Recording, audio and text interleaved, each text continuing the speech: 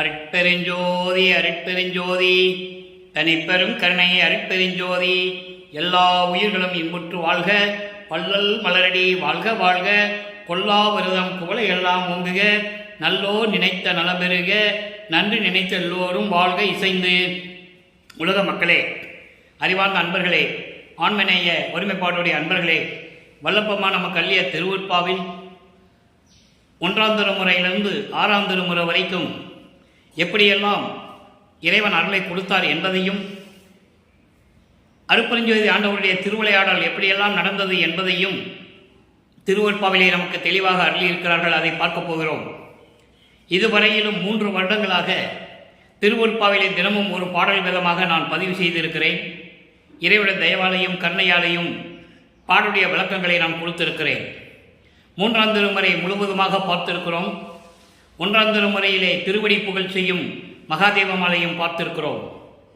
2ஆம் திருமுறையிலே 4 பதிகங்களுடைய விளக்கங்களை பார்த்திருக்கிறோம். அதன் பிறகு 4ஆம் திருமுறையிலே அன்பு மாலையும் அருட்பிரகாச மாலையும் விளக்கங்களை பார்த்திருக்கிறோம். அந்தந்த தலைப்பிலே பாடலுடைய விளக்கத்தை நாம் இதுவரை கொடுத்திருக்கிறோம். இப்போ அருட்பெருஞ்சோதி ஆண்டவருடைய திருவிளையாடல் 1823ஆம் ஆண்டு தொடங்கி 1874 ஆண்டுகள் வரையிலும் 51 ஆண்டுகள் வரையிலும் அருட்பெருஞ்சோதி ஆண்டவருடைய திருவிளையாடல் எப்படியெல்லாம் நடந்து கொண்டிருந்தன, எப்படி வல்லற்பமானவர்கள் இந்த மண்ணுலைக்கு வருவிக்க விட்டார் என்பதை 1ஆம் திருமுறையிலிருந்து இப்போ 4 திருமுறைகள் வரைக்கும் பார்க்க போகிறோம். அதன் பிறகு 6ஆம் திருமுறையிலே எப்படியெல்லாம் அருளை பெற்றுக் கொண்டார் என்பதை படிப்படியாக பார்க்க போகிறோம். அருட்பெருஞ்சோதி ஆண்டவருடைய திருவிளையாடல் 51 ஆண்டுகள் தொடங்கி எப்படி தன் மகனை கடையில் இறுதியாக இறைவனாக்கினார் என்பதையும் பார்க்க போகிறோம். 4 வருடங்களாகும். 4 வருடங்களுக்கும் இந்த விளக்கத்தை நாம் பார்க்க போகிறோம். தொடர்ச்சியாக இந்த பதிவை நீங்கள் கண்டிப்பாக பார்க்க வேண்டும்.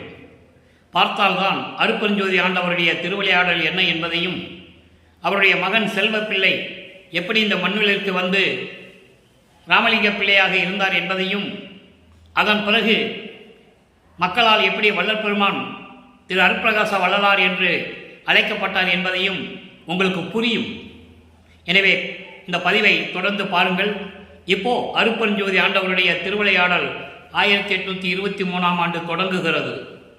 படிப்படியாக வல்லற்பெருமானவர்கள் எப்படி இறைவனை வேண்டுகிறார் என்பதையும், இந்த சமயங்களும் மதங்களும் மார்க்கங்களும் சூழ்ந்திருந்த காலகட்டங்களில் அருட்பெருஞ்சோதி ஆண்டவருடைய திருவிளையாடலினால் எப்படி அதை சார்ந்து இருந்தார் என்பதையும், இந்த மண்ணுலைக்கு வருவிக்க உற்று 24 ஆண்டுகள் வரையிலும் எப்படியெல்லாம் சமயங்களையும் மதங்களையும் மார்க்கங்களையும் பின்பற்றி கொண்டிருந்தார் என்பதையும், அதன் பிறகு சுத்த சன்மார்க்கத்தை கொடுத்த பிறகு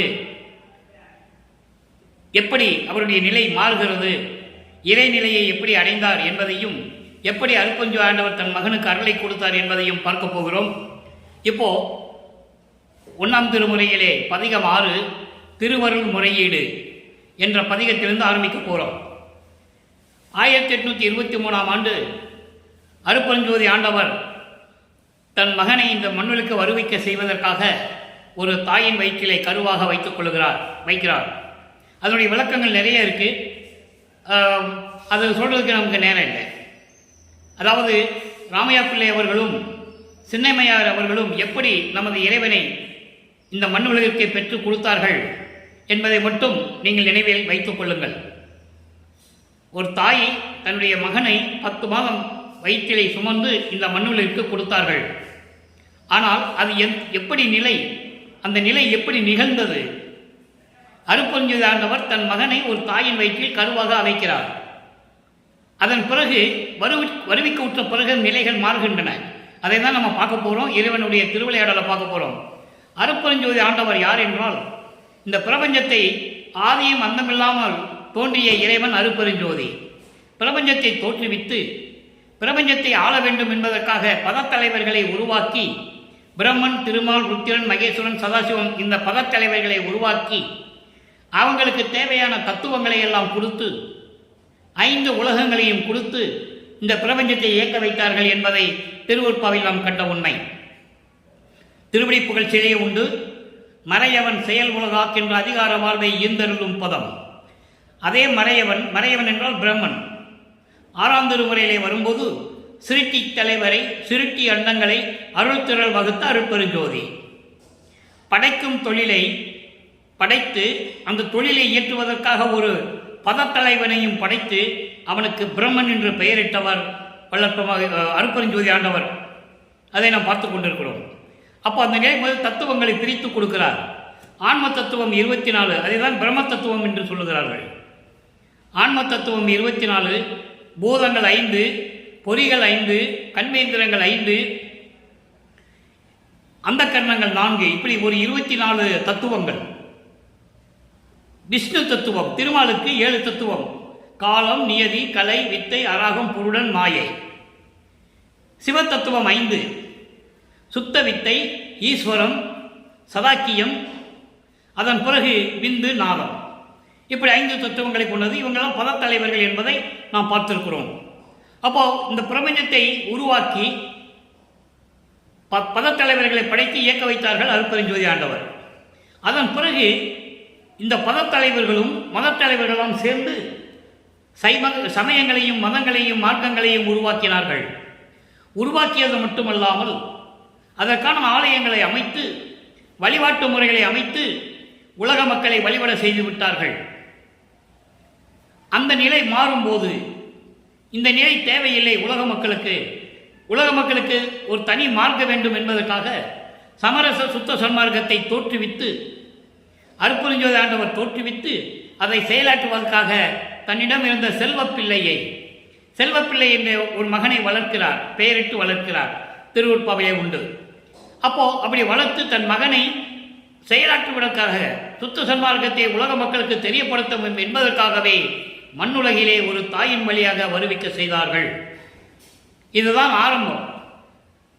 1823ஆம் ஆண்டு அருட்பெருஞ்சோதி ஆண்டவருடைய திருவிளையாடல் ஆரம்பமாகிறது. 51 ஆண்டுகள் வரையிலும் இந்த திருவிளையாடல் நடந்து கொண்டிருக்கிறது. இந்த திருவிளையாடல்களை நாம் தொடர்ச்சியாக பார்க்க போகிறோம். இந்த திருவிளையாடல் முடிவதற்கு 4 வருடங்கள் ஆகும். அதுவரையும் நாம் தினமும் 40 நிமிடங்களோ 45 நிமிடங்களோ தினமும் இறைவனுடைய திருவிளையாடலை ஒவ்வொரு பாடலின் மூலமாக நாம் தெரிவிக்கப் போகிறோம். அதை நீங்கள் கேட்டு மகிழ வேண்டும். பிரபஞ்சத்தின் உண்மையை நீங்கள் தெரிந்து கொள்ள வேண்டும். முதலிலே 1ஆம் திருமுறையிலிருந்து ஆரம்பிப்போம். பதிகம் 6, திருவருள் முறையீடு. தன் மகனை ஒரு தாயின் வழியாக வருவிக்க செய்து அதன் பிறகு 9வது ஆண்டில் 8 ஆண்டுகள் வரையிலும் தன் மகனுக்கு எந்த விதமான அருளையும் கொடுக்கவில்லை, ஆட்கொள்ளவில்லை. 8 ஆண்டுகள் வரையிலும் நமது பிள்ளை பெருமான் அவர்கள் மனநிலையில், அதாவது ஒரு மனநிலையோடு இல்லாமல் மனம் அலைபாய்கிறது. தான் யார் என்ற நிலை அப்போ அவருக்கு தெரியாது.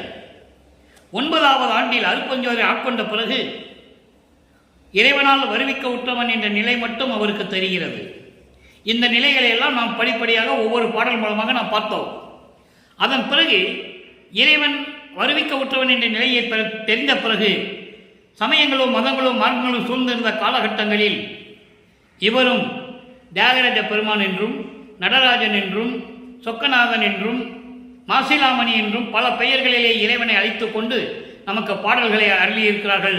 ஒவ்வொரு பாடலிலும் அவர் இருந்த நிலையை, அந்த காலகட்டத்தில் இருந்த நிலையை உலக மக்களுக்கு தெரிவிக்கிறார். திருவருள் முறையீடு 1ஆம் திருமுறை பதிகம் 6, 1வது பாடல். இந்த பாடலிலிருந்து நாம் ஆரம்பிக்கிறோம். தினமும் நீங்கள் தொடர்ந்து பார்க்க வேண்டும். இந்த பாடல் பாருங்க, தனது நிலை, அதாவது மனம் ஒரு நிலையில் இல்லாமல் எப்படியெல்லாம் மனம் வருத்தப்பட்டார் என்பதை ஒவ்வொரு பாடலிலும் தெளிவாக அருளியிருக்கிறார்கள். அருட்பெருஞ்சோதி ஆண்டவருடைய திருவிளையாடல் நடந்து கொண்டிருக்கிறது. தன் மகனுக்கு தான் யார் என்ற நிலையை அவர் இன்னும் தெரிவிக்கவில்லை. துணியால் உள்ளம் தளர்ந்து அந்தோ துரும்பில் சுழலுகின்றேன், இனியாயினும் இறங்காதோ நின் சித்தம் எந்தாய், இது என்ன அநியாயமோ, என் அளவில் நின்பால் தன்னருள் இல்லையோ, சனியாம் என் வல்வினை போதனையோ என் கொல் சாற்றுவதே. இது பாடல். அந்த பாடலுடைய விளக்கம் பாருங்க. இந்த பாடலுடைய விளக்கம் எழுதி கிட்டத்தட்ட 3 ஆண்டுகள் ஆகிவிட்டது. 6 திருமுறைக்கும் வள்ளற்பெருமானுடைய தயவாலயம் கருணையாலயம் அருளாலும் 6 திருமுறைக்கும் வள்ளற்பெருமான் என்ற விளக்கம் பெற்று நான் 6 திருமறைக்கும் விளக்கம் எழுதியிருக்கிறேன். அதிலிருந்து தான் குறிப்பெடுத்து உங்களுக்கு நான் சொல்லிக் கொண்டிருக்கிறேன். இப்போ இந்த பாட்டுடைய விளக்கம் பாருங்க. துன்பத்தினால் உள்ளம் தளர்ந்து உன்னாலே இந்த மண்ணுக்கு வருவிக்க உற்று இறைவனுடைய திருவிளையாடல் தொடர்ந்து கொண்டிருக்கிறது. இறைவனுடைய திருவிளையாடல் என்று அவர் தெரிந்து கொண்டார். அதனால் சொல்லுகிறார், உன்னாலே இந்த மண்ணுக்கு வருவிக்க உற்று துன்பத்தினால் உள்ளம் தளர்ந்து ஐயோ துரும்பு போல சுற்றித் திரிகின்றேன். நான் ஒரு இடத்தில் இருக்க முடியவில்லை. மனம் ஒரு நிலையில் இல்லை. என் தாயே, தாய் போன்ற இறைவனே, இனிமேலாவது உனது உள்ளம் இறங்காதோ? என் மீது தயவையும் கருணையும் காட்ட மாட்டாயோ? இது என்ன அநியாயமோ என்று எனக்கு தெரியவில்லை. இது என்ன அநியாயமோ என்று எனக்கு தெரியவில்லை. எனக்கு உனது அருள் இல்லையோ? தன்னருள். தன்னருள் என்பது குளிர்ந்த அருள். அந்த அருள் இல்லையோ? ஊழ்வினை என்று சொல்லப்படும் கொடிய தீவினைகளுடைய செய்த சதியோ? தீவினைகள் சொன்ன போதனையோ? உன் மகனுக்கு எதுவும் கொடுக்காதே என்று தீவினைகள் ஊழ்வினைகள் உன்னை கூறியதா, உன்னிடம் வந்து கூறியதா என்று எனக்கு தெரியவில்லை. ஒன்றுமே எனக்கு புரியவில்லை. என்னவென்று சொல்லுவது என்று சொல்லி இந்த பாடலை அருளியிருக்கிறார்கள். இப்போ இந்த பாடலை உலக மக்களுக்கு தெரிவிக்கும் போது வள்ளற்பெருமான் அவர்கள் 2வது எட்டில் இருந்து கொண்டிருக்கிறார். முதல் எட்டில் அறிவிக்க விட்டதிலிருந்து 8 ஆண்டுகள் வரையிலும் இறைவன் வந்து ஆட்கொள்ளவில்லை. அதன் பிறகு 2வது எட்டு தொடங்குகிறது. 9வது ஆண்டிலிருந்து 8 ஆண்டுகள் வரையிலும், கிட்டத்தட்ட 17 ஆண்டுகள் வரையிலும் இந்த நிலை தொடர்கிறது. 51 ஆண்டுகளையும் அருட்பெருஞ்சோதி ஆண்டவர் அவர்கள் 8 பிரித்து தன் மகனுக்கு அருளை கொடுத்து கொண்டிருக்கிறார். அதை தான் நம்ம தொடர்ச்சியாக பார்க்க போகிறோம். இப்போ 24 ஆண்டுகள் வரையிலும் வள்ளற்பெருமானுக்கு வயது இல்லை. அவர் இறைவனாகவே இருந்தவர் ஒவ்வொரு யுகத்திலேயும்.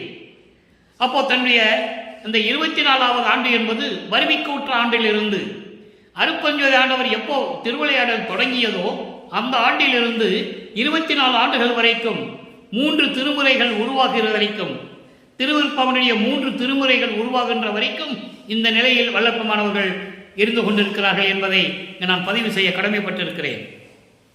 அப்போ அந்த நிலையில் இருக்கும்போது இறைவனிடம் சொல்லுகிறார், இன்னும் உனது மனம் இறங்கவில்லையா? உன்னாலே வருவிக்க விட்டு நான் இவ்வளவு துன்பங்களை அனுபவித்துக் கொண்டிருக்கிறேன். என் மனம் அலைபாய்கிறது. இது சனியோ என்று சொல்வார். சனி என்பது ஊழ்வினை. ஊழ்வினை உனக்கு போதனை செய்ததா? உன் மகனுக்கு எதுவும் கொடுக்க வேண்டாம் என்று சொல்லியதா என்று எனக்கு தெரியவில்லை. ஒன்றுமே புரியாமல் நான் இருந்து கொண்டிருக்கிறேன் என்று சொல்லி இந்த பாடலை அருளியிருக்கிறார்கள். திருவருண் முறையீடு மொத்தம் 232 பாடல்கள். ஒவ்வொரு பாடலாக தினமும் ஒவ்வொரு பாடல் வீதம் நாம் பார்க்க போகிறோம் தொடர்ச்சியாக. அடுத்து 1ஆம் திருமுறை முடிகிறது. இந்த பாடல் முடிந்தவுடனே 2ஆம் திருமுறை.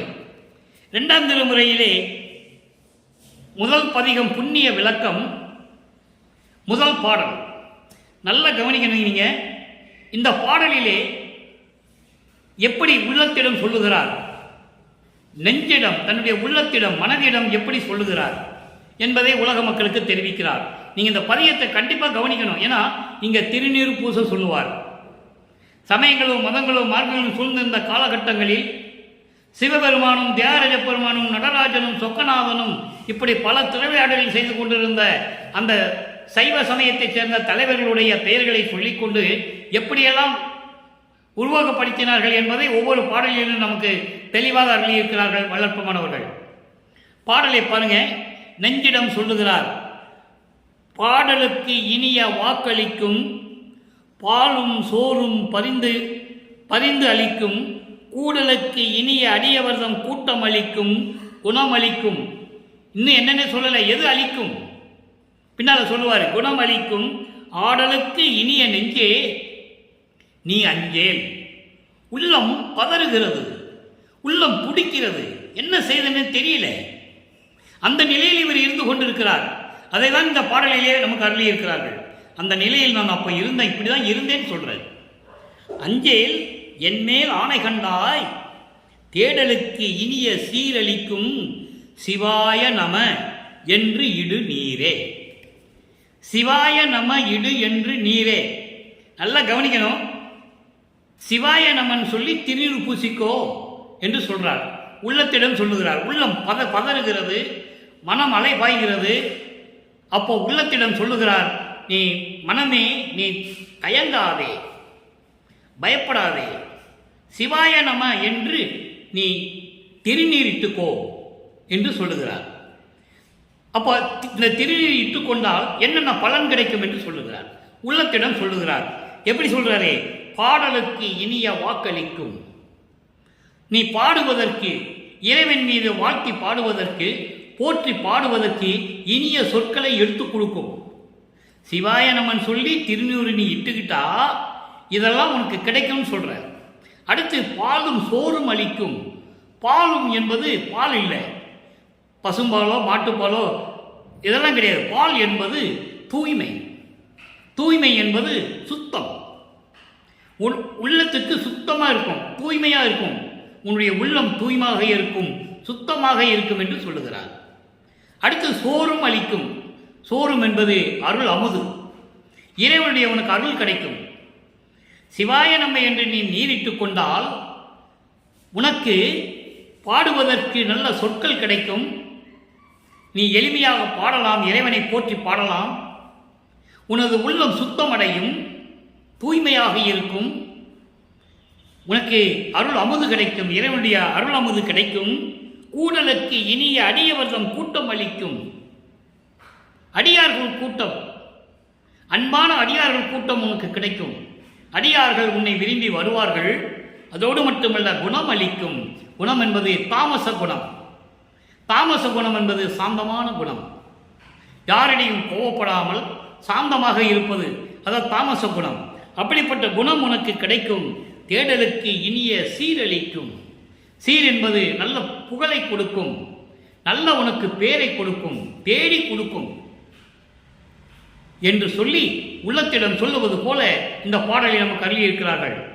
இதன் பிறகு நிலைகள் மாறும்போது, ஆண்டுகள் உருண்டோடுகின்றன. அடுத்த திருமுறைக்கு வரும்போது, மூன்றாம் திருமுறையிலே வரும்போது, தியாகராஜ பெருமானை பார்ப்பதற்காக தெருவிலே நின்று கொண்டிருப்பார்.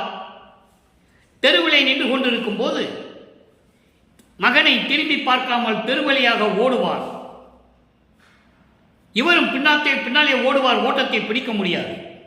இந்த நிலைகள் எல்லாம் நாம் விளக்கம் பார்த்து விட்டோம். சுருக்கமாக சொல்லுகிறேன். ஒன்றாம் திருமுறையும் இரண்டாம் திருமுறையும் இதுவரைக்கும் இந்த பாடலுக்கு விளக்கம் கொடுக்கவில்லை. அதனால் அருட்பெருஞ்சோதி ஆண்டவருடைய திருவிளையாடல் நடக்கிற காலத்திலிருந்து நாம் எடுத்துக் கொண்டிருக்கிறோம். தன் மகனை இந்த மன்னனுக்கு வரிவிக்க விட்டு இந்த நிலையில் வைத்துக் கொண்டிருக்கிறார் அருட்பெருஞ்சோதி ஆண்டவர். ஏன்? அதற்கு விடை கிடைக்கும். ஏன் இதெல்லாம் செய்ய வேண்டும் என்ற ஒரு கேள்வி வரும் அல்லவா? அந்த கேள்விக்கு விடை இருக்கிறது ஆறாம் திருமுறையிலே.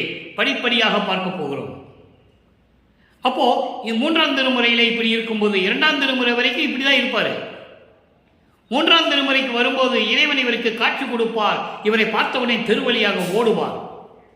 அதன் பிறகு மனம் ஒரு நிலையில் இல்லாமல் நாரையும் கிளிகளையும் தூது அனுப்புவார். அதற்கும் பலன் இருக்காது. ஒரு குலத்தி பெண்ணிடம் குறி கேட்பார், பலன் இல்லை. ஜோதிடரிடம் போய் ஜோதிடம் கேட்பார், பலன் இல்லை. இதெல்லாம் மூன்றாம் திருமுறையிலே நடந்து கொண்டிருக்கிறது. அடுத்து பாருங்க, நான்காம் திருமுறைக்கு வரப்போகிறோம்.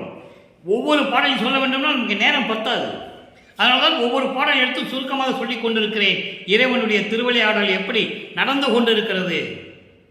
சிவாயனம் என்று நீரிடும் சொன்னவர் தன் இறைவனிடம் திருப்பி திருநீர் கேட்கும்போது நாலாம் திருமுறையில் இருந்து கொண்டிருக்கிறார்கள். 4வது 8, 4 32, 25வது ஆண்டிலிருந்து 33 ஆண்டுகள் வரைக்கும் அந்த 8 ஆண்டுகளில் என்னென்ன நடக்கிறது பார்க்க போறோம். இறைவனுடைய திருவிளையாடல் எப்படி நடந்து கொண்டிருக்கிறது. அருட்பெருஞ்சோதியுடைய திருவிளையாடல் ஒன்று மட்டும் நல்லா கவனிச்சிக்கங்க. வள்ளல் பெருமான் ஒரு சாதாரண குழந்தையாகவோ பிறந்து சாதாரண, அதாவது நம்மளைப் போல ஒரு மனித உடம்பாக எடுத்தவர் இல்லை என்பதை நீங்கள் புரிந்து கொள்ள வேண்டும். காரணம், இறைவனுடைய திருவிளையாடல் நடந்து கொண்டிருக்கிறது. அதை தான் ஒவ்வொரு பாடல் மூலமாக நாம் பார்த்து கொண்டிருக்கிறோம். திருவருட்பாவில் கூறப்பட்ட உண்மையான ஆதாரங்களோடு, யாரும் மறுக்க முடியாது என்பதனால் தான் இவ்வளவு ஆதாரங்களோடு இந்த விளக்கத்தை நாம் பார்த்து கொண்டிருக்கிறோம். இப்போ 4ஆம் திருமுறைக்கு வராரு. நல்ல கவனிங்க. அங்கே சிவாயனம்மா என்று நீரிடு என்று சொல்லுவார். சிவாயனம்மா என்று சொல்லி திருநீர் பூசிக்கணும்னு சொல்லுவார். சமயங்களும் மதங்களும் மார்க்கங்களும் சூழ்ந்திருந்த காலகட்டங்களில் 6ஆம் திருமுறை, அதாவது சுத்த சன்மார்க்கத்தை பெற்ற பிறகு சொல்ல மாட்டார். அதை தான் நம்ம படிப்படியாக பார்த்துக்கிட்டு இருக்கோம். அங்கே இறைவனுடைய திருவிளையாடல் எப்படி நடக்குது, இறைவன் மகனிட்ட என்ன சொல்கிறாரு சொல்லி ஆகணும்ல, விளக்கம் சொல்லணும்ல. ஏன்னா இங்கே சிவாயனவன் நீரிடுன்னு சொல்லிட்டாரு. அதுக்கப்புறம் தந்தைகிட்ட, தந்தைக்கும் மகனுக்கும் என்ன உரையாடல் நடக்கிறது. 4ஆம் திருமுறை பதிகம் 3 பிரசாத மாலை, பதிகம் 1 அன்பு மாலை, பதிகம் 2 அருட்பிரகாச மாலை. அன்பு மாலை 31 பாடல்கள், அருட்பிரகாச மாலை 100 பாடல்கள். இதுக்கெல்லாம் விளக்கம் கொடுத்தாகிவிட்டது. பிரசாத மாலையிலிருந்து தொடங்குகிறோம். ஏனென்றால் அங்கேதான் இறைவனுடைய திருவிளையாடல் நடக்க ஆரம்பிக்கிறது. சிவாய நம என்று நீரிடுன்னு சொன்ன வல்லற்பமானவர்கள், அதன் பிறகு தந்தைக்கும் மகனுக்கும் எப்படி திருவிளையாடல் நடந்து கொண்டிருக்கிறது என்பதை நீங்கள் பார்க்க வேண்டும். திருவுரு கொண்டு எழுந்தருளி சிறியேன் முன் அடைந்து திருநீற்று பையை அவிழ்த்து செஞ்சுடர் பூவளிக்க. நல்லா கவனிக்கணும். அது திருநூறு பையி, திருப்பையில் இந்த சுருக்கு பையின்னு சொல்லுவாங்கல்ல, திருநூறு வைக்கிற ஒரு சுருக்கு பை. அது அந்த பையை எடுத்து என்ன கொடுக்கிறாரு, செஞ்சுடர் பூவளிக்க. செஞ்சுடர் பூவளிக்க திருநீர் கொடுக்கல. அதுக்கு முன்னால் திருநீர் பூச சொன்னவர் இப்போ இறைவன் மகனிடம் திருவிளையாடல் செய்கிறார். செஞ்சுடர் பூ ஒன்று கொடுத்து தருவுரு கொண்டு எதிர் வணங்கி வாங்கிய நான். உலக மக்களுக்கு சொல்றாரு. ஏன் சொல்றாரு, திருநீர் பூச சொன்னார்ல, சிவாயனமன் திருநீர் பூச சொன்னாரு. அது ஒரு திருவிளையாடலுடைய ஒரு பகுதி. அடுத்த 8க்கு போகும்போது, அடுத்த 8இல், அதாவது 4வது 8க்கு போகும்போது வளர்ப்புமானவர்கள் வருவிக்க உற்று 25வது ஆண்டிலிருந்து தொடங்குகிறது. அப்போ அந்த திருநீர் பையை அவுத்து பூ மட்டும் கொடுக்கிறாரு. அது எப்படி, செஞ்சுடர் பூ. அதுக்கு விளக்கம் தரேன். செஞ்சுடர் பூனா என்ன? அப்போ மீண்டும் அதை நான் வாங்கியவன், அந்த பூவை வாங்கியவன் மீட்டும் தயாநிதியே திருநீரும் தருக என்று கேட்க, திருநீரு கொடுங்க என்று கேட்க, தந்தை சொல்லுகிறார், இறைவன் சொல்லுகிறார், மறு உரு கொண்டு அன்று அளித்தாம். அன்று அளித்தாம். எப்போ? நீ 16 ஆண்டுகள் இருந்த வரைக்கும். அது ஒரு நிலை. அப்போ அன்று அளித்தாம் திருநீரு அன்று உனக்கு மகிழ்ந்து அளித்ததாம் இது இவை என்று வாய்மலர்ந்து நின்றாய். குரு உரு கொண்டு அம்பலத்தை அருள்நடம் செய்யும் குருமணியே, என்னை முன் ஆட்கொண்ட குணக்குன்றே. இது பிரசாத மலருடைய பாடல், 4ஆம் திருமுறை 1வது பாடல். இந்த பாடலை பார்ப்பதற்கு முன் ஒரு சின்ன சம்பவம் திருவற்பாவிலே இருக்கின்றதுதான், அன்பு மலையிலே இருக்கிறது. அதாவது இறைவன் வல்லப்பமானவர்கள் 27 ஆண்டுகள் ஆன பிறகு வருவிக்க உற்று 27வது ஆண்டில் தனக்கோடி அம்மையாரை மணக்கிறார். தனக்கோடி அம்மையாருக்கு தாலி கட்ட வேண்டும், அது காலத்தின் கட்டாயம். ஏற்கனவே விண்ணுலகத்திலே இருந்து அங்கே உரையாடி ஒப்பந்தம் செய்யப்பட்டது. இவர் தனக்கோடி அம்மையாருக்கு தாலி கட்டினால்தான் அந்த அம்மாவுக்கு மோட்ச வீடு கிடைக்கும். அப்படி ஒரு நிபந்தனை நடந்து விட்டது. அது பாடலிலே சொல்லுகிறார்கள், நாம் பார்க்க போகிறோம். திருவள்ளுவர் முறையீடிலே இருக்குது, அது பின்னால் வரும். அது அப்போ தாலி கட்டிய போது வானவர்கள், பிரம்மனும் திருமாலும் எல்லாருமே வந்து வானவர்கள் எல்லாம் மலர் தூவி வாழ்த்துகிறார்கள். இது அன்பு மாலையிலே உண்டு. இது ஒரு திருவிளையாடல் நடந்து கொண்டிருக்கிறது. அப்போ அந்த அந்த அந்த நேரத்தில் இவர் வானவர்கள் எல்லாம் வந்து வாழ்த்து கொண்டிருக்கின்ற நேரத்தில் தந்தை அருட்பெருஞ்சோதி ஆண்டவரும் தாய் சிவகாமி வள்ளியும் வரவில்லை என்பதை மனம் துயரப்பட்டு சொல்லிக் கொண்டிருக்கிறார். ஆனால் அன்று இரவே அருட்பெருஞ்சோதி ஆண்டவரும் சிவகாமி வள்ளியும் இவருடைய தாயும் தந்தையும் 2 குதிரை மாட்டின தேரில் வந்து மணமக்களை வாழ்த்திவிட்டு சொல்லுகிறார்கள் என்பதை திருவருட்பாவிலே நாம் கண்ட உண்மை பாடல் உண்டு. அது ஒரு நிலை மாறுகிறது. அந்த நிலை முடிந்த பிறகுதான் இறைவன் தன் மகனிடம் வந்து திருநீர் பையை எடுத்து பூ கொடுக்கிறார். செஞ்சுடர் பூ. செஞ்சுடர் பூ என்பது பிரவண தேகத்தை குறிக்கக்கூடிய ஒரு கொடை, அருள் கொடை. அந்த கொடையை கொடுக்கும்போது இவர் மறுபடியும் திருநீர் கேட்கிறார். இல்லை மகனே, ஏற்கனவே நான் திருநீர் அணிந்த உடம்போடு வந்து அந்த தேகத்தோடு வந்து உனக்கு நான் திருநீர் கொடுத்தது உண்மைதான். இப்போ உனக்கு திருநீர் தேவையில்லை. காரணம், என்னுடைய தேகத்தை உனக்கு கொடுத்து விட்டேன். அதான் சொல்றாரு, மறு உரு கொண்டு. மறு உரு கொண்டு என்பது மனம் வீசக்கூடிய, திருநீர் மனம் வீசக்கூடிய தேகத்தோடு வந்து உனக்கு நான் அந்த அருளை கொடுத்தது உண்மை. இனிமேல் உனக்கு திருநீர் தேவையில்லை. அது வரைக்கும் வல்லப்பமானவர்களும் சிவாய நம என்று திருநீர் இட்டுக் கொண்டிருந்தார்கள். திருநீர் பூசிட்டு தான் இருந்தாரு, யாரும் மறுக்க முடியாது. உள்ளதை உள்ளபடி அந்தந்த காலகட்டத்தில் எப்படி அவர் இருந்தார், அருட்பெருஞ்சோதி ஆண்டவருடைய திருவிளையாடல் எப்படி நடந்தது என்பதை ஒவ்வொரு பாடலிலும் நமக்கு அருளி இருக்கிறார்கள். அப்போ இவர் பூசிட்டு தான் இருந்தாரு. அப்போ உனக்கு நீ திருநீர் கொடுத்த, நீ பூசின. இப்போ உனக்கு அது தேவையில்லை. ஏனென்றால் நீ என்னோடு இருப்பதனால் உன் தேகமும் திருநீர் பூசிய, திருநீர் மனம் வீசக்கூடிய தேவகமும் மாறிவிட்டது. திருநீர் மனம் வீசக்கூடிய தேகம் பிரவண தேகம். திருநீர் கேட்கிறாரு, உனக்கு வேண்டான்னு சொல்லிட்டாரு. எப்படி? வாய் மலர்ந்து அருளினாய், உனக்கு பிரவண தேகத்தை கொடுத்து விட்டேன், இனிமேல் உனக்கு திருநீர் தேவையில்லை. படிப்படியாக கொண்டு வருகிறார் மகனுக்கு அருளை கொடுத்து. சுத்த சன்மார்க்கத்தை இப்பவும் வாங்கல, அவரு கொடுக்கல. 33வது ஆண்டில் தான் சுத்த சங்கமாக பெறுகிறார் தந்தையிடமிருந்து.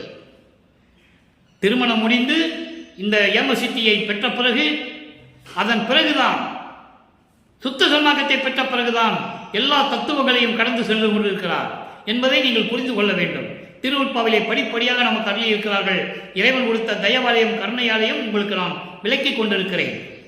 அப்போ குரு உரு கொண்டு அம்பலத்தை அருள் நடனம் புரியும் குருமணியே. குரு உரு கொண்டு, குரு உரு என்பது சத்குரு என்று சொல்லுவார்கள். சத்குரு என்பது தன்னை ஆட்கொண்ட இறைவன் என்று பொருள். அப்படிப்பட்ட குருமணியே, என்னை முன் ஆட்கொண்ட குணக்குன்றே, என்னை முன் ஆட்கொண்ட குணக்குன்றேன்னு சொல்றாரு. இப்போ இவர் இந்த பாடலை அருளும் போது இந்த மண்ணுலகத்திலே வருவிக்க உற்றவர். இதற்கு முன்னால் எப்படி இருந்தார் என்று சொல்ல வேண்டும். ஏனாதான் எனினும் யான் அம்மையின் நின் அடியேன் என்று சொல்லுவார். நான் எதுவும் தெரியாத சிறு பையனாக நான் இந்த மண்ணுலகத்திலே இருந்தாலும் கூட, நான் விண்ணுலகத்திலே உனக்கு அடியனாக இருந்தவன் என்று சொல்லுகிறார். ஏனாதான் எனினும் யான் அம்மையின் நின் அடியேன் என்று சொல்லுவார். எங்கே? அன்பு மாலையில சொல்லுவார். அதன் பிறகு சொல்லுவார் பாருங்க, அன்றே என்னை அடியனாக்கி ஆண்ட ஜோதியே. அன்றே என்னை அடியனாக்கி, பிரபஞ்சம் தோன்றிய காலத்திலிருந்து என்னை அடியனாக்கி உருவாக்கி என்னை ஆண்டு கொண்ட ஜோதியே. அதன் பின் பிள்ளையாக்கி இங்கு அருளளித்த ஜோதியே. அதன் பின் எனக்கு செல்வப்பிள்ளை என்று பெயரிட்டு வளர்த்து, அதன் பிறகு இந்த மண்ணுலைக்கு வருவிக்க செய்ய வேண்டும் என்பதற்காகவே இங்கேயும் வந்து என்னை மகனாக வருவிக்க செய்து இங்கே மண்ணுலகிலேயும் எனக்கு அருள் அளித்த ஜோதியை என்று சொல்லுவார். அது மட்டுமா? அடியனாக்கி, எப்போ அடியனாக்கி? அங்கே விண்ணுலகத்திலே அடியனாக்கி, அதன் பின் பிள்ளையாக்கி, மகனாக்கி வருவிக்க செய்து பிள்ளையாக்கி, அங்கு நேயனாக்கி, உயிரினங்களுக்கெல்லாம் நேயனாக்கி அடிகளாக்கி கொண்டாய் என்னை அவலம் நீக்கியே. அடிகளாக்கி கொண்டாய் என்பது என்ன? என்னோடு இரண்டரை கலந்து கொண்டாய், அவன்தான் அடிகள். அடிகளார் வேற, அடிகள் வேற. அடிகளாக்கி கொண்டாய் என்னை அவலம் நீக்கியே. அவலம் என்பது பிறப்பு இறப்பு. பிறப்பு இறப்பை நீக்கி எனக்கு மரணமில்லா பெருவாழ்வை கொடுத்து உன்னோடு இணைத்து கொண்டாயே என்று சொல்லுகிறார். அது மட்டுமா?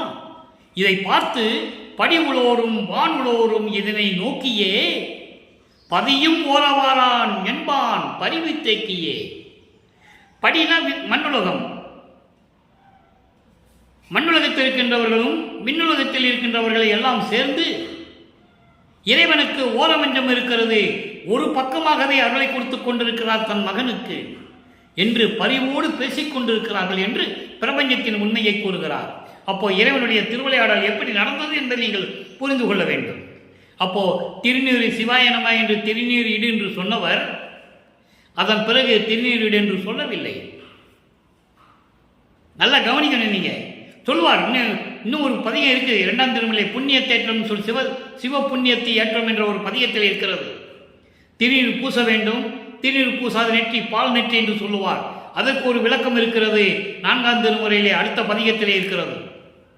இங்கே சிவாய நம என்று நீரிடும் சொல்லும்போது இவரும் திருநீர் பூசிக்கொண்டிருக்கிறார். நிலைகள் மாறுகிறது. அருட்பெருஞ்சோதி ஆண்டவருடைய திருவிளையாடல் மறுபடியும் தொடங்குகிறது. அப்போ திருநீர் பையை எடுத்து பூ கொடுக்கிறார். இவர் திருநீர் கேட்கிறாரு. தேவையில்லை மகனே, உனக்கு ஏற்கனவே நீ பிரணவதேகம் பெற்றுவிட்டாய். திருநீர் மனம் வீசக்கூடிய பிரணவதேகம் பெற்ற பிறகு உனக்கு எதுக்கு திருநீர்? உன் உடம்பை திருநீர் வீசுகிறதே என்று சொல்லுகிறார். அதுக்கடுத்து பாருங்க, இப்போ நம்ம 6ஆம் திருமுறைக்கு வந்துடுறோம். இப்போ சமயங்களும் மதங்களும் மார்க்கங்களும் சூழ்ந்த இந்த காலகட்டங்களில் அருட்பெருஞ்சோதியுடைய திருவிளையாடல் நடந்து கொண்டிருக்கிறது. இப்போ 6ஆம் திருமுறைக்கு வரும்போது பதிவிலக்கம் பதிகம் 4 பதிவிலக்கம் 1ஆம் பாடல். அங்கே இறைவனை திருநீர் பூசிய இறைவன், பாம்புகளை கணத்தில் அணிந்து கொண்ட இறைவன், கங்கையை தலையில் சுமந்து கொண்டிருக்கின்ற இறைவன், அதாவது சுடுகாட்டிலே போய் எரிந்த மண்டை ஓடுகளை எல்லாம் மாலையாக தூத்து கொண்டு இறைவன் எல்லாம் சொல்வார். இப்போ சுத்த சன்மார்க்கத்தை பெற்ற பிறகு அருட்பெருஞ்சோதி ஆண்டவருடைய நிலையை எப்படி சொல்லுகிறார் பாருங்க.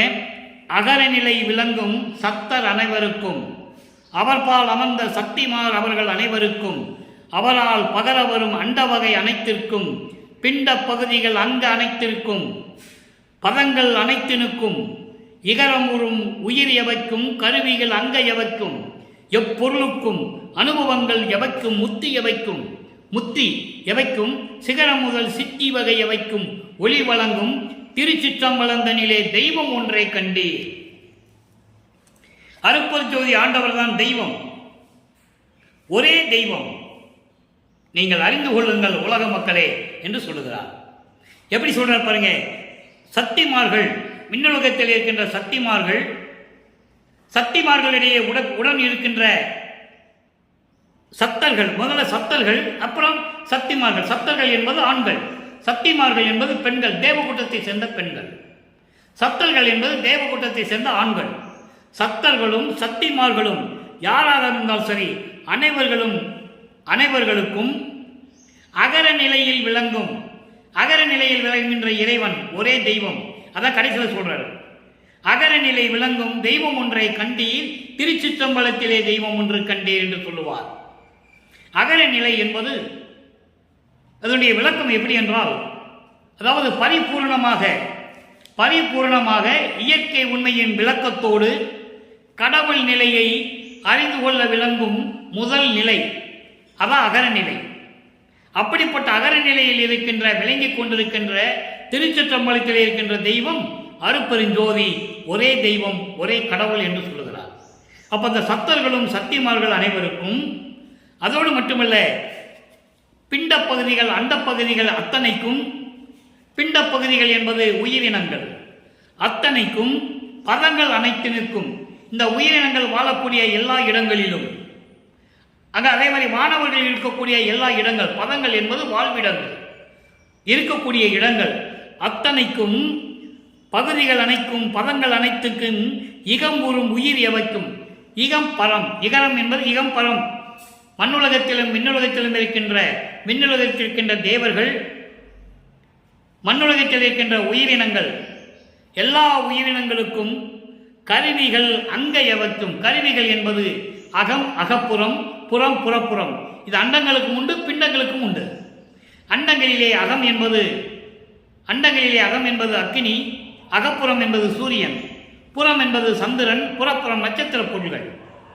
பிண்டங்களிலே அகம் என்பது ஆன்மா, அகப்புறம் என்பது ஜீவன், புறம் என்பது அந்த கரணங்கள், மனம் சித்தம் புத்தி அகங்காரம், புறப்புறம் என்பது ஐம்புலன்கள், கண் காது மூக்கு வாய்மை. இவை எல்லாவற்றிற்கும், எல்லா பொருள்களுக்கும், எல்லா அனுபவங்களுக்கும் முத்தி எவைக்கும், எல்லா முத்திகளுக்கும் அடுத்து சித்திகள் சொல்லுவார். முத்திகளுக்கும் சித்திகளுக்கும், சித்திகள் என்றது என்ன? சிகரம் முதல், சிகரம் என்பது 3 தேகங்கள் முதல், முத்தேகம் முதல் மூவகை சித்திகள், கர்ம சித்தி, யோக சித்தி, ஞான சித்தி. இப்படி எல்லாவைக்கும் ஒளி வழங்கும், எல்லாவற்றையும் ஒளி பரப்பிக் கொண்டு பரிபூர்ணமாக அருளை கொடுத்து கொண்டிருக்கின்ற இறைவன், திருச்சிற்றம்பலத்திலே இருக்கின்ற இறைவன் ஒரே இறைவன் அருட்பெருஞ்சோதி ஆண்டவர் என்று சொல்லுகிறார். நிலைகள் மாறுகிறது. சுத்த சன்மார்க்கத்தை பெற்ற பிறகு, அதன் பிறகு அதற்கு முன்னால் எப்படி இறைவனை வேண்டினார்? சமயங்களிலும் மதங்களிலும் மார்க்கங்களில் இருக்கும்போது நான் என்ன துன்பம், நான் படுகிற துன்பங்கள்லாம் நீ பார்த்துக்கிட்டு இருக்கியே, இதெல்லாம் நியாயமானலாம் கேட்பார். இங்கே சுத்த சன்மார்க்கத்தை பெற்ற பிறகு, இறைவன் ஆட்கொண்டு சுத்த சன்மார்க்கத்தை பெற்ற பிறகு திருவருள் விளைதல். திருவருள் விளைதல் என்பது இறைவனிடம் அருளை வேண்டுவது. 1வது பாடல் பதிகம் 13. செய்வகை அறியேன் செய்வகை அறியேன் மன்றுள் மாமணி நின் திருவுள குறிப்பையும் தெரியேன். உய்வகை அறியேன் உணர்விலேன் அந்தோ உரு கண் மேல் உறும் கொள் என்று உழைந்தேன். மெய்வகை அடையேன் வேறு எவருக்கும் உரைப்பேன். வினையனேன் என் செய் விரைகேன் பொய்வகை உடையேன் எங்கனம் புகுவேன். புலையனேன் புகழ் அறியேனே புலையனேன் புகழ் அறியேனே. இது பாடல். இந்த பாடலை விளக்கம் பாருங்க. இறைவனிடம் எப்படி வேண்டுகிறார்? உன்னால இந்த மண்ணுலைக்கு வருவிக்க உற்று என்ன செய்வதென்று தெரியாமல் இருந்து கொண்டிருக்கிறேன். செய்வகை அறியேன். என்ன செய்யணும், எப்படி செய்யணும், எந்த முறையும் வழிமுறையும் எனக்கு தெரியவில்லை. மன்றுள் மாமணி. மன்றுள் என்பது சத்திய ஞான சபையில் இருக்கின்ற மணி போன்று விளங்கிக் கொண்டிருக்கின்ற அருட்பெருஞ்சோதியே. 4 திருமுறை வரைக்கும் அருட்பெருஞ்சோதி சொல்ல மாட்டார். அங்கே இறைவனுடைய திருவிளையாடல் மறைப்பிலே இருந்து கொண்டிருக்கிறது. தன் மகனை சமயங்களிலும் மதங்களிலும் மார்க்கங்களிலும் இருக்க செய்கிறார். அந்த சமயங்களும் மதங்களும் மார்க்கங்களும் ஆயுள் காலம் முடிந்து விட்டது. அதன் பிறகு உலக மக்களுக்கு ஒரு மார்க்கம் தேவை. அப்போ சமரச சுத்த சன்மார்க்கம் என்ற ஒரு மார்க்கத்தை உருவாக்கி தன் மகனை கையிலிடம் கொடுப்பதற்காக வருவிக்க செய்தார். இதை அகவலிலே உண்டு. ஆன்ற சன்மார்க்கம் அணிபெற என்னைத்தான் இன்று அமுதளித்த இனிய நற்றாயே. இதற்காகத்தானே நான் வருவிக்க விட்டேன் என்று சொல்லுவார். அப்படிப்பட்ட நிலையை சொல்லுகிறார். திருவுள்ள குறிப்பையும் அறியேன். நீ என்னதான் நினைச்சிட்டு இருக்கணும் எனக்கு தெரியல. ஒன்று செய்ய எனக்கு என்ன செய்யணும்னு தெரியல. நீ என்னை பற்றி உள்ளத்தில் என்ன நினைச்சிட்டு இருக்கணும் எனக்கு தெரியல. உய்வகை அறியேன். அடுத்த நிலைக்கு நான் எப்படி போகணும்னு எனக்கு தெரியல. உய்வகை என்றால் இது பற்றி மேம்பட்ட நிலை. இதற்கு மேலான நிலைக்கு நான் எப்படி வரணும்? முதல்ல திருநீர் பூச சொன்னேன், பூசினேன். உள்ளத்திடம் உலக மக்களுக்கும் சொன்னேன், திருநீர் பூசு, சிவாய நம்ம என்று நீரிடுன்னு நான் சொன்னது உண்மைதான். அதன் பிறகு மகனே உனக்கு நீ திருநீர் தேவையில்லை, நீ பூசாதன்னு சொன்னேன். நானும் உலக மக்களுக்கு சொல்லி பார்த்துட்டேன், சொல்லிட்டேன் பூசாதீங்க. சிவாய நம்மன் சொன்னான் பூசணும்னு நான் சொன்னது உண்மைதான். அருட்பெருஞ்சோதி சொன்னால் பூசக்கூடாது அப்படின்னு எனக்கு தந்தை சொல்லிட்டாருன்னு நான் சொல்லிட்டேன். இதுக்கு மேலே நான் எந்த நிலைக்கு வரணும் அப்படின்னு கேட்குறாரு. இதுக்கு மேலே நான் எந்த நிலைக்கு வரணும்? வேறு எவருக்கு உரைப்பேன்? நான் வேறு யாரிடம் சொல்லுவேன்? உன்னை தவிர எனக்கு வேறு யாருக்கு தெரியும்? உன்னை மறக்கவும் முடியல, மற்ற தேவர்களை மதிக்கவும் முடியல என்னால். உன்னை மறக்கவும் மாட்டேன், மற்ற தேவர்களை மதிக்கவும் மாட்டேன் என்று சொல்லுவார். பாடலிலே உண்டு. அன்பர்கள், இங்கு சொல்லக்கூடிய கருத்துக்கள் அத்தனையுமே திருவருட்பாவில் கண்ட உண்மை. இறைவன் அருளியது, இறைவனுடைய திருவிளையாடலை பற்றி சொல்லக்கூடிய திருவருட்பா நூல். அதில் தான் நம்ம விளக்கம் சொல்லிட்டு இருக்கோம். இதில் ஒரு வரி கூட என் சொந்த கருத்து கிடையாது என்பதை நீங்கள் புரிந்து கொள்ள வேண்டும். இறைவன் சொன்னதை இதுவரைக்கும் 202 ஆண்டுகளாக யாரும் உலக மக்களுக்கு சொல்லவில்லை. இந்த வள்ளலார் ஊழியன் சொல்லிக் கொண்டிருக்கிறேன். அதில் எனக்கு பெரும் மகிழ்ச்சி. இப்போ பாருங்க, அதுக்கு மெய்வகை அடையேன். எனக்கு உண்மையான வழி எதுன்னு தெரியல. உங்கள்கிட்ட எப்படி வரணும், உன்னுடைய அருளை எப்படி பெறணும் தெரியல. வேறு எவருக்கு உரைப்பேன்? நான் யார்கிட்ட போய் கேட்க முடியும்? யார்கிட்டையும் நான் போனதில்லை. யார்கிட்டனா என்ன அர்த்தம்? விண்ணுலக தேவர்களிடம், பிரம்மன்கிட்டயோ திருமால்கிட்டயோ நான் போய் நின்னதில்லை இது வரைக்கும். உன்னை தவிர எனக்கு வேறு யாரும் தெரியாது. இந்த வினையனேன் என்ன செய்யணும்னு தெரியாமல் முடிச்சுக்கிட்டு இருக்கேன். என் செய்ய விரைகேன். நான் என்ன செய்ய முடியும்? நீ தான் சொல்லணும். நான் என்ன செய்ய முடியும்? பொய் வகை உடையே. இதுவரையும் சமயங்களிலும் மதங்களிலும் மார்க்கங்களில் இருந்து கொண்டு பொய்யான நெறிகளையே நான் பின்பற்றி கொண்டிருந்தவன். எங்க நான் புகுவேன்? நான் எங்க போவேன்? யார்கிட்ட போய் நிற்பேன்? சொல்லு. புலையனேன் புகழ் அறியேனே. புகழ் என்றால் சொல்லுவது. சொல்ல தெரியலையே. உன்னாலே இந்த மனித உடம்பு எடுத்த இந்த நான் புலையன் என்னென்றால் மனித உடம்பு எடுத்தவன், புலால் சூழ்ந்த இரத்தமும் சதைகளும் சூழ்ந்த நரம்புகளும் எலும்புகளும் சூழ்ந்த இந்த மனித உடம்பை எடுத்த நான் என்ன செய்வேன், நான் எப்படி சொல்லுவது என்று எனக்கு தெரியவில்லை என்று சொல்லி இந்த பாடலை எழுதியிருக்கிறார்கள். இறுதியாக ஒரு விளக்கம் 6ஆம் திருமுறை பதிகம் 48 ஆண்டு அருளிய அருமையை வேத்தல். இறைவனுடைய அருள் கிடைத்த பிறகு இறைவனுடைய திருவிளையாடல் நடந்து கொண்டிருக்கிறது. இறைவனுடைய அருப்பஞ்சாண்டில் அருளை பெற்ற பிறகு 48வது பதிகத்திலே 1வது பாடல் அந்த அருளை எப்படி பெற்றார் என்பதை வியப்பாக சொல்லுவது.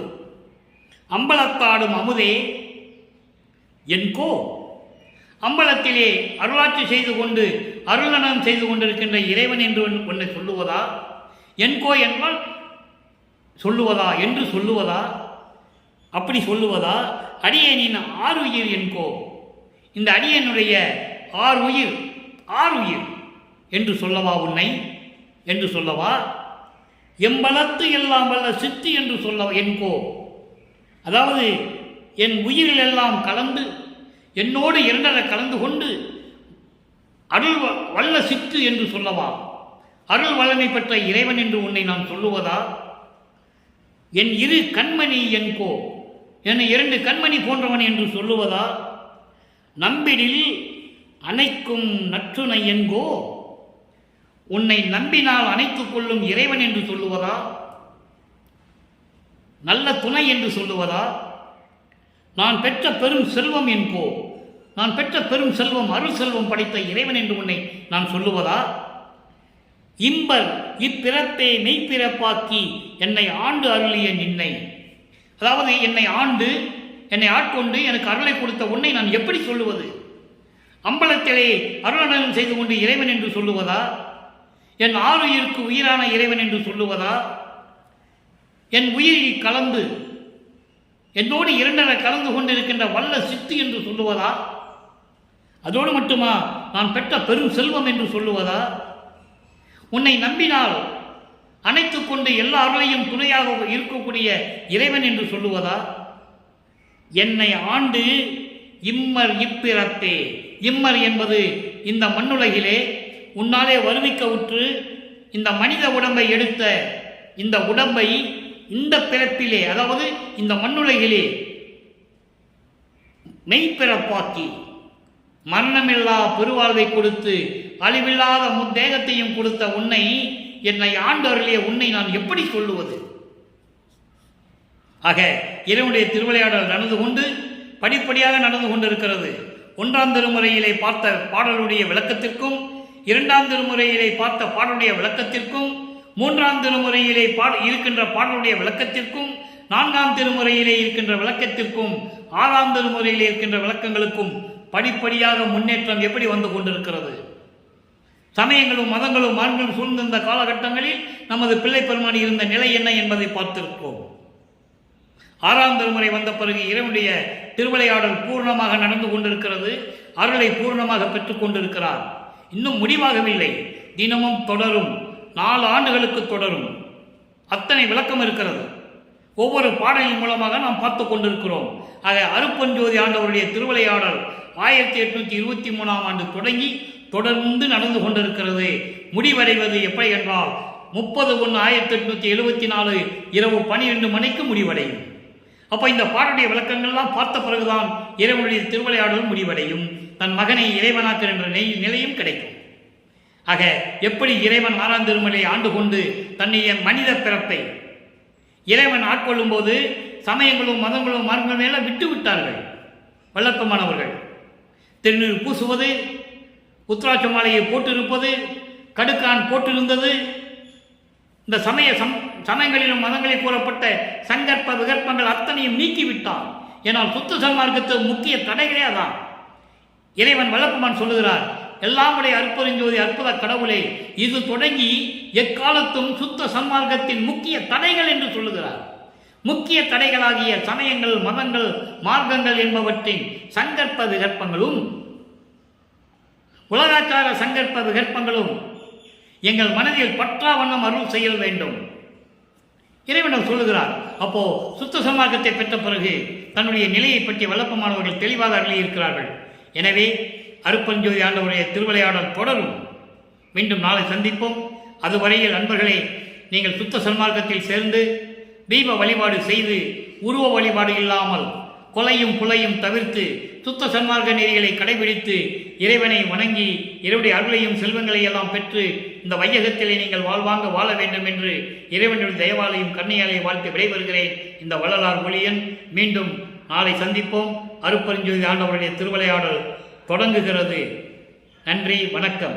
அருட்பெருஞ்சோதி அருட்பெருஞ்சோதி தனிப்பெரும் கருணை அருட்பெருஞ்சோதி.